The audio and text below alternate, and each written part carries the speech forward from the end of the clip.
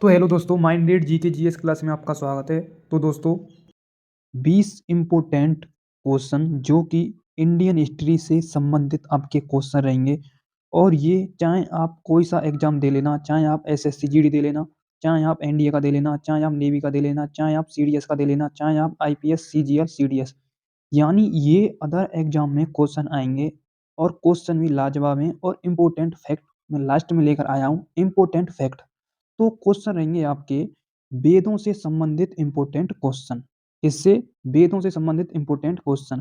तो मैं क्वेश्चन की तरफ चलता हूं। सबसे पहले आपका फर्स्ट क्वेश्चन सीधे सीधे दे रखा है स्क्रीन पर। तो फर्स्ट क्वेश्चन में सीधे सीधे लिखा हुआ है कि इतिहास को कितने भागों में बांटा गया है। इसमें ऑप्शन दे रखे हैं आपके फर्स्ट 2, सेकंड 3, थर्ड 4 और फिफ्थ 5। तो इतिहास को सीधे सीधे दो भागों में बांटा गया है। एक साहित्यक, फर्स्ट है साहित्यक और सेकंड है पुरातात्विक। साहित्यक और पुरातात्विक। पुरातात्विक। ओके। इतिहास को कितने भागों में बांटा गया है? दो भागों में बांटा गया है, साहित्यक और पुरातात्विक। यानी इसका ऑप्शन रहेगा आपका ऑप्शन ए करेक्ट आंसर। दो इतिहास को दो भागों में बांटा गया है। उसके बाद है आपका नेक्स्ट क्वेश्चन। नेक्स्ट क्वेश्चन सीधे सीधे दे रखा है। नेक्स्ट क्वेश्चन में दे रखा है निम्न में से ऋग्वेद से संबंधित ब्राह्मण ग्रंथ कौन सा है। तो मैं आपके लिए बता देता हूँ सीधे सीधे। ऋग्वेद से संबंधित ब्राह्मण ग्रंथ है आपका ऐत्रेय कौशिक की। यानी फर्स्ट और सेकंड इसका करेक्ट आंसर रहेगा। फर्स्ट और सेकंड इसका क्या रहेगा? Correct answer. ऐत्रेय भी है और कौशिक की भी है। इससे संबंधित ब्राह्मण ग्रंथ। ओके। तो इसका करेक्ट आंसर रहेगा डी, ए और बी दोनों करेक्ट आंसर। उसके बाद है आपका नेक्स्ट क्वेश्चन। नेक्स्ट क्वेश्चन में क्या दे रखा है? अर्थवेद से संबंधित ब्राह्मण ग्रंथ कौन सा है। तो अर्थवेद की बात हो रही है इसमें। तो मैं आपके लिए बता देता हूँ। अर्थवेद से संबंधित ब्राह्मण ग्रंथ है आपका गोपद। क्या? गोपद। गोपद है अर्थवेद से संबंधित ब्राह्मण ग्रंथ।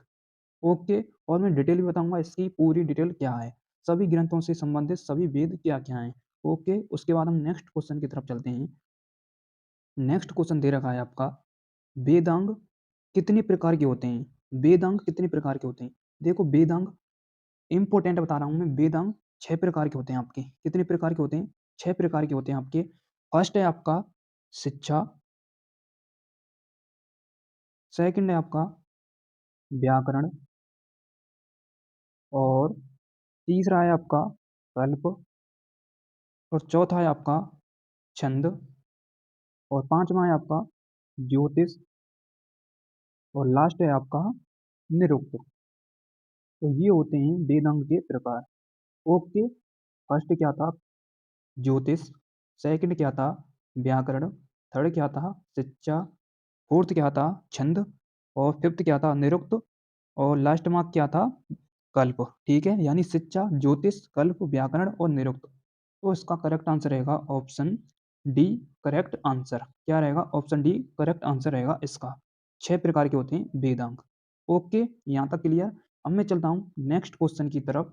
नेक्स्ट क्वेश्चन में सीधी सीधी दे रखा है। नेक्स्ट क्वेश्चन में क्या है कि रामायण की रचनाकार कौन है। रामायण के पूछें तो रामायण के रचनाकार हैं आपके महर्षि वाल्मीकि। महर्षि वाल्मीकि क्या है? महर्षि वाल्मीकि रामायण के रचनाकार हैं। तो इसका करेक्ट आंसर रहेगा ऑप्शन ए करेक्ट आंसर। यदि यहाँ महाभारत की बात होती, किसकी? महाभारत की बात होती, तो महाभारत में सीधी सीधी लग जाता महर्षि वेदव्यास। बट इसमें किसकी बात हो रही है? रामायण की बात हो रही है ओनली। उसके बाद है आपका नेक्स्ट क्वेश्चन, महाभारत के रचनाकार कौन है। तो महाभारत के रचनाकार कौन है? महर्षि वेदव्यास। महर्षि वेदव्यास रामायण के महाभारत के रचनाकार हैं। ओके। तो इसका करेक्ट आंसर रहेगा ऑप्शन ए महर्षि वेदव्यास। नेक्स्ट क्वेश्चन की तरफ चलता हूँ। नेक्स्ट क्वेश्चन क्या है? नेक्स्ट क्वेश्चन में सीधी सीधी लिखा हुआ है निम्न में से प्राणों की संख्या है। तो प्राणों की संख्या है 18। पुराणों की संख्या कितनी है? 18। तो 18 प्रकार के क्या होते हैं? पुराण होते हैं। और संख्या भी इनकी क्या है? 18। और इनकी रचना किसने की थी? लोमहर्ष तथा उग्रश्रवा। लोमहर्ष कौन था? लोमहर्ष उग्रश्रवा का पिता था। कौन था? लोमहर्ष उग्रश्रवा का पिता था। इन दोनों ने ही बाप बेटों ने इसकी पुराणों की रचना की थी। तो पुराण कितने प्रकार के होते हैं? पुराण होते हैं 18 प्रकार के। B option correct answer. उसके बाद है आपका नेक्स्ट क्वेश्चन। नेक्स्ट क्वेश्चन है आपका, पुराणों की रचनाकार किसने की थी? तो पुराणों की रचनाकार लोमहर्ष और उनके पुत्र उग्रश्रवा ने की थी, इसलिए इसका करेक्ट आंसर रहेगा ऑप्शन ए व बी दोनों। ओके, उसके बाद है नेक्स्ट क्वेश्चन। नेक्स्ट क्वेश्चन में सीधे सीधे दे रखा है, मत्स्य पुराण किस वंश वंश से संबंधित है? तो मैं आपके लिए डिटेल पूर्वक बताऊंगा इस क्वेश्चन को कि मत्स्य पुराण किस वंश से संबंधित है, तो देखते जाइए। तो देखो, पहला क्या है आपका, मत्स्य पुराण। मत्स्य पुराण, तो ये है आपका मत्स्य पुराण, किससे संबंधित है? ये है सातवाहन वंश से। सातवाहन वंश से। ओके, सातवाहन वंश से। ओके, मैं आपके लिए यहाँ पर लिख देता हूँ, ये पेज पूरा खाली है, देखते जाइए। देखो, मत्स्य पुराण किससे संबंधित है? सातवाहन वंश से, यानी एस डायरेक्ट लिख रहा हूँ मैं आपके लिए। मत्स्य पुराण किससे संबंधित है? सातवाहन वंश से। उसके बाद मौर्य पुराण किससे संबंधित है? मौर्य पुराण है, यानी एक मिनट, विष्णु पुराण किससे संबंधित है? क्या विष्णु पुराण किससे संबंधित है? तो विष्णु पुराण है मौर्य वंश से संबंधित।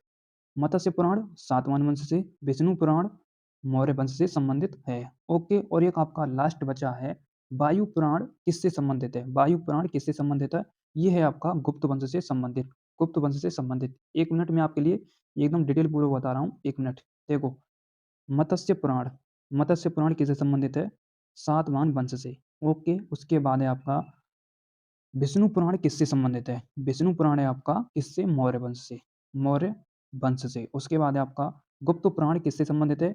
मेरा मतलब वायु पुराण किससे संबंधित है? वायु पुराण है आपका किससे संबंधित है? ये गुप्त वंश से। किससे? गुप्त वंश से संबंधित। ओके, यहाँ तक क्लियर?